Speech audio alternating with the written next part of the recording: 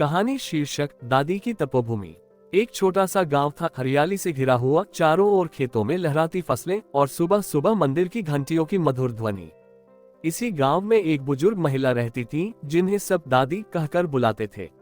उनका असली नाम था सावित्री देवी, लेकिन गांव में उनका नाम श्रद्धा और प्रेम से लिया जाता था।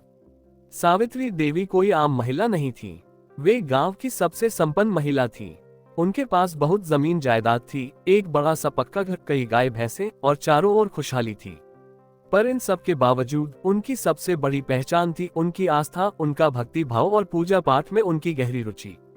भक्ति में रमा जीवन। दादी का दिन ब्रह्म मुहूर्त में उठने से शुरू होता। वे सुबह 4 बजे उठती, नहा धोकर तुलसी के सामने दिया जलाती और फिर अपने मंदिर में बैठ जाती। उनका मंदिर घर के एक कोने में नहीं, बल्कि घर के बीचों बीच बना हुआ था। एक छोटा सा मंदिर नहीं, बल्कि ऐसा कि कोई बाहर से देखे तो गांव का ही मंदिर लगे। वे सुबह शाम आरती करती, व्रत उपवास करती और भगवान को भोग चढ़ाती। उनका मानना था कि संपत्ति तो क्षणिक है, लेकिन सच्चा सुख तो प्रभु की भक्ति में है। गांव के बच्चों की पाठशाला। दादी की दिनचर्या में एक खास बात थी, वे रोज शाम को गांव के बच्चों को अपने घर बुलाती और उन्हें रामायण, महाभारत, भगवद गीता के छोटे छोटे प्रसंग कहानियों के रूप में सुनाती। बच्चों को भी मजा आता क्योंकि दादी की कहानियों में नाटक, भाव और गहराई होती थी। उन्होंने अपने ही घर में एक छोटा सा धार्मिक पुस्तकालय बना रखा था जिसमें दर्जनों धार्मिक ग्रंथ, पुराण और संतों की जीवनी थी। दादी पढ़ी लिखी नहीं थी, लेकिन जो कुछ सुना और जाना था वो उन्हें कंठस्थ था। संपन्नता और सेवा। दादी के पास धन था, लेकिन उसका उपयोग वे बहुत सोच समझकर करती। गांव में कोई बीमार हो जाए तो सबसे पहले दादी के घर से दवा जाती। कोई गरीब लड़की की शादी हो तो दादी चुपचाप साड़ी, बर्तन और अनाज भिजवा देती। कोई वृद्ध भूखा हो तो दादी के घर से भोजन जाता। वे कहती, भगवान को खुश करने का सबसे अच्छा तरीका है उसकी बनाई हुई हर आत्मा की सेवा करना।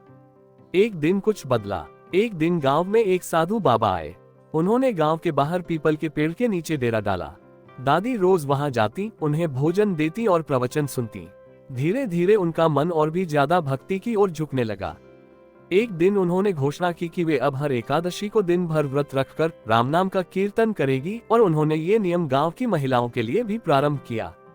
धीरे धीरे दादी के घर में हर एकादशी को भजन कीर्तन, प्रसाद वितरण और कथा का आयोजन होने लगा। गांव की महिलाएं पहले संकोच करती थीं, लेकिन दादी का स्नेह और श्रद्धा देखकर वे भी जुड़ गईं। देखते ही देखते दादी का घर भक्ति केंद्र बन गया। दादी की अंतिम इच्छा। जैसे जैसे दादी की उम्र बढ़ रही थी, लोग चिंता करने लगे कि दादी के बाद ये सब कैसे चलेगा। लेकिन दादी शांत थी।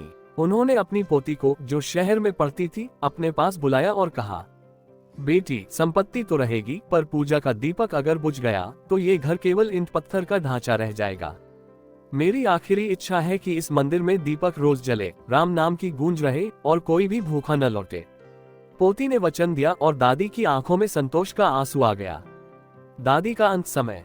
एक दिन जब दादी की तबीयत बहुत बिगड़ गई, वे बिस्तर पर थीं, लेकिन उनके हाथ में रामायण की पुस्तक थी, आंखें बंद थीं और होठों पर राम नाम। गांव के लोग धीरे धीरे उनके घर आ रहे थे। कोई प्रसाद ले आया, कोई भजन गा रहा था, कोई उनके चरण छूकर आशीर्वाद ले रहा था। शाम होते होते दादी ने शांति से आंखें बंद कर ली, जैसे कोई दीपक शांत हवा में खुद ब खुद बुझ गया हो, लेकिन उसकी लौ हमेशा के लिए सबके मन में बस गई।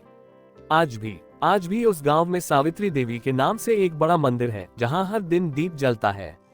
गांव के बच्चे उस मंदिर में रामायण की कहानियां सुनते हैं, महिलाएं कीर्तन करती हैं और हर एकादशी को विशेष आयोजन होता है।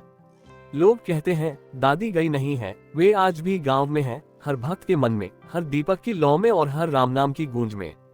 सीख, भक्ति, सेवा और सादगी का जीवन, यही सच्ची संपन्नता है। दादी ने सिखाया कि धन से नहीं, धर्म से ही जीवन में स्थायी प्रकाश आता है।